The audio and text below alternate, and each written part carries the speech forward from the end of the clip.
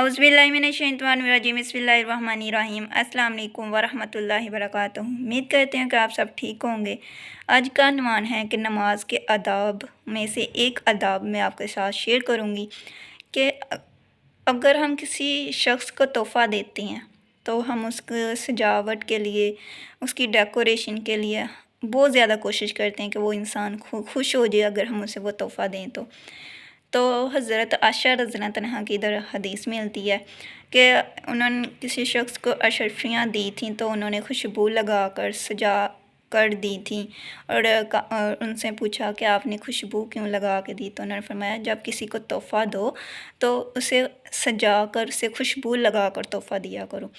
तो अल्लाह ताला की रज़ा के लिए हम नमाज़ पढ़ते हैं, तो अल्लाह के लिए हमारी तरफ से वो तोहफ़ा होता है नमाज।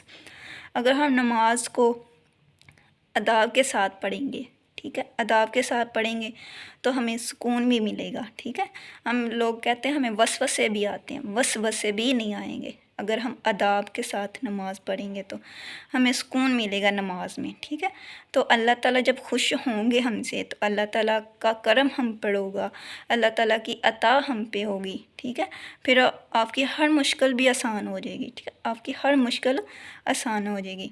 तो नमाज में सूरह फातिहा के बाद आमीन आस्ता आवाज़ में कहना सुन्नत है। ठीक है, आस्ता आवाज़ में कहना सुन्नत है। अक्सर मैंने लोगों को देखा है कि वो ऊंची आवाज़ में बोलते हैं, तो ऊंची आवाज़ में बोलना नहीं है, आस्ता आवाज़ में, धीमी आवाज़ में आमीन कहना सुन्नत है। क्योंकि अक्सर औरतों को देखा है कि जब वो तराबियाँ नमाज़ पढ़ने के लिए मस्जिद में जाया करती हैं, इमाम के साथ पढ़ती हैं, तो बहुत ऊंची आवाज़ में वो आमीन कहती हैं। ये मैंने खुद सुना है। ठीक है, तो मैंने खुद सुना। जब मैंने ये हदीस वगैरह पढ़ी तो मैंने कहा कि मैं आपके साथ शेयर करूं। अगर मेरी बहन या मेरा कोई भाई ऐसा अमल करता है तो ना करे, आस्ता आवाज़ में आमीन कहे। ठीक है, सही बुखारी में हदीस है, हज़रत अबू हुरैरा रज़ियल्लाहु अन्हु बयान करते हैं कि आप सल्लल्लाहु अलैहि वसल्लम ने फरमाया है, जब इमाम आमीन कहे तो तुम भी आमीन कहो।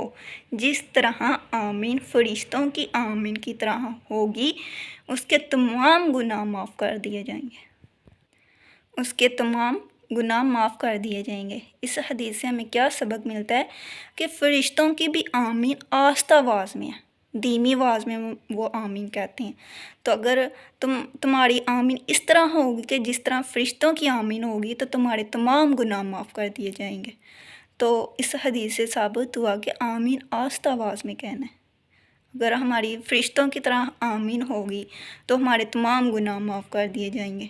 ठीक है, तो वाज़िया कर दिया गया है कि आस्ता आवाज़ में आमीन कहना चाहिए। ठीक है, तो इरशाद बरताला है वो भी मैं आपके सामने पेश करूँगी कि अल्लाह ताला ने फरमाया है कि तुम मुझे ऊंची आवाज़ में पुकारो या आस्ता आवाज़ में पुकारो, बेशक मैं तुम्हारे सीने के राज को जानता हूँ, तुम्हारे सीने के राज़ों को भी जानता हूँ।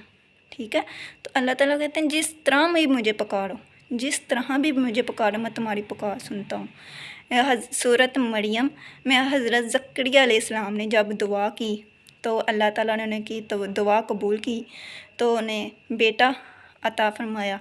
तो हज़रत ज़करिया अलैहिस्सलाम ने भी आस्ता आवाज़ में नज़र की थी, तो अल्लाह ताला ने जल्दी से उनकी दुआ कबूल फरमाई। तो आस्ता आवाज़ में आमीन कहना नबियों इकराम की सुन्नत है। अगर आप इस पर अमल करेंगे तो अल्लाह ताला आपकी दुआ बहुत जल्दी सुनेंगे, आप पर करम होगा, आप पर फजल होगा अगर आप अदाब के साथ नमाज़ पढ़ेंगे। आज के लिए इतना ही। अल्लाह हाफिज़।